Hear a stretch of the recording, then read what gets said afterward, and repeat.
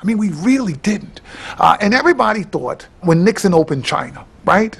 One of the time they said, look, you know what's going to happen if we could just sell every Chinese person a toothbrush, we'll make billions, right? There's just so many of them, and we never realized that they would be selling us the toothbrushes. Since the 1970s, U.S. schools have failed to keep pace with the rest of the world. Among 30 developed countries, we rank 25th in math and 21st in science. The top 5% of our students, our very best, rank 23rd out of 29 developed countries. In almost every category, we've fallen behind, except one. The same study looked at math skills and found in these 8 countries, the USA ranked last. But when researchers asked the students how they felt they had done, did I get good marks in mathematics?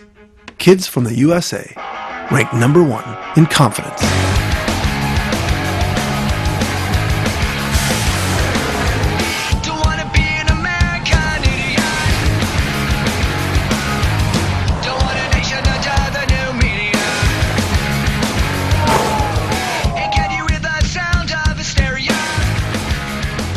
We might be overconfident, but if you look at the public schools in our suburbs, this belief that we're number 1 doesn't seem so wrong. Inner city schools may be failing, but your kid's going to be fine if his school has a new athletic facility, an art center, and a closed circuit system for the principal to broadcast his morning messages.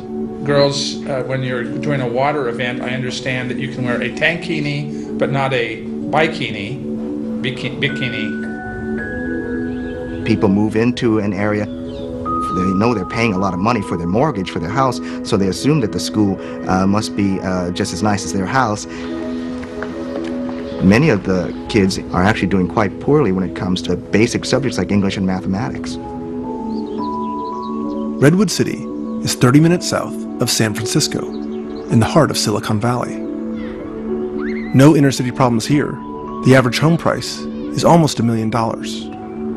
When you bought your house here, did you think the schools would be good? Well, we did. Yes, we did. And as I say, when we first moved in, they were. What side of the periodic table are metals found on? Now you're asking me. I can't answer that, love. It's been too long. I'd say the top side, but I don't know. There is no top side. On the periodic table, metals are found generally on the left side, true. Emily Jones is in the 8th grade at Roy Cloud Middle School. No, be a good girl. Hey, what's that mean? The bosses didn't know their employees. Emily? Because back in the old days, when people had small businesses, there were only like 5 or 6 people working, but in the factories, they had hundreds and hundreds of people working, and they barely knew like their names. Very good. What's your favorite subject?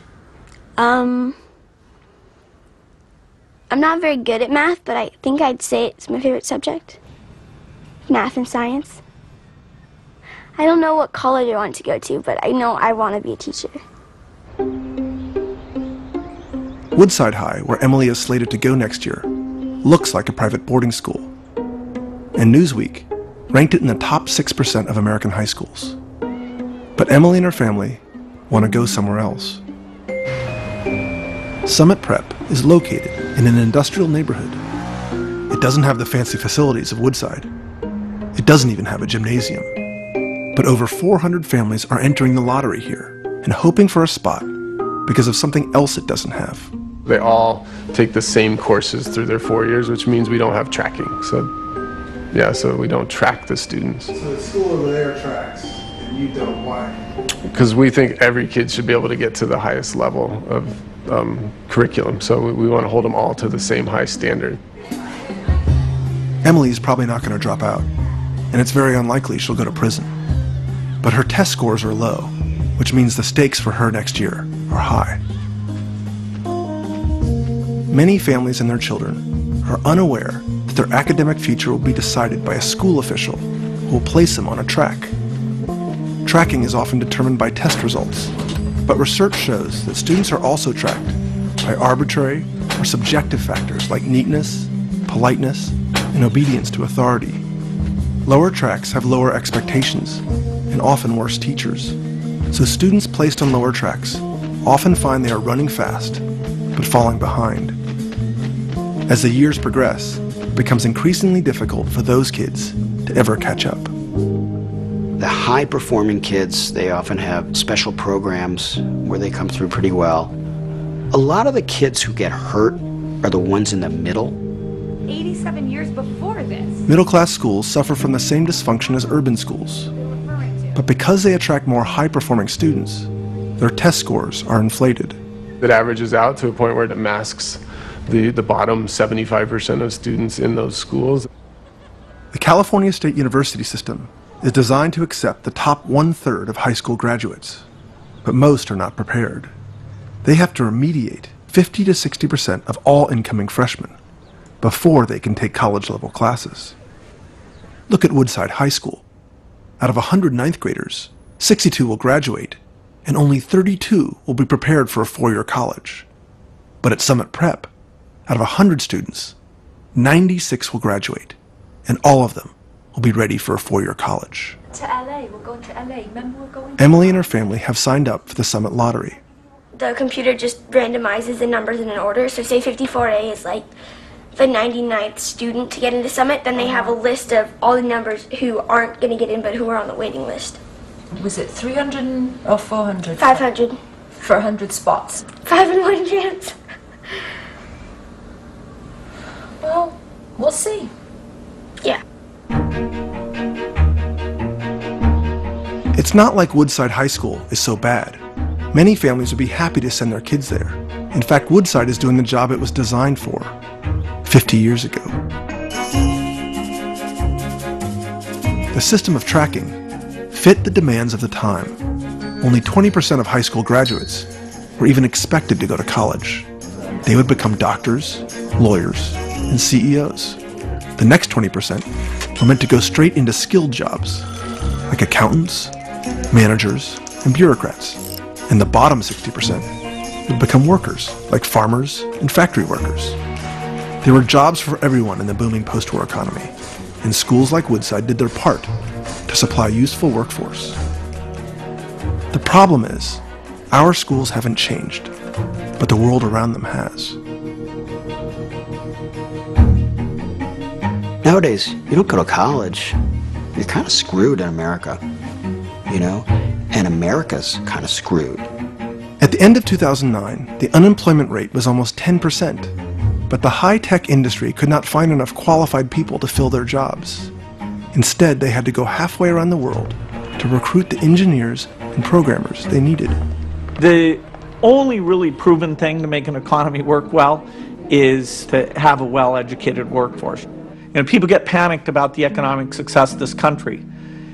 Well, there's one thing that will determine that. Bill Gates was so worried about the state of our schools, he testified before Congress. We cannot sustain an economy based on innovation unless we have citizens well educated in math, science, and engineering. If we fail at this, we won't be able to compete in the global economy. We're not just lacking graduates in math and science.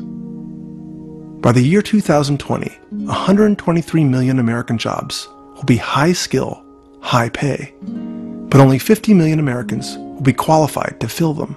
How strong the country is 20 years from now and how equitable the country is 20 years from now will be largely driven by this issue.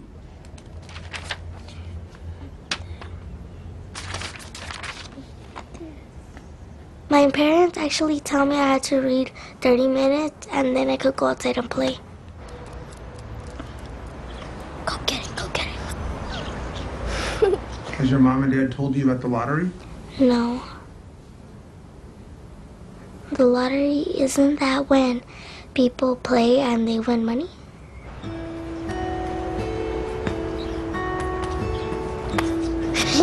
Daisy and her parents have found one other option.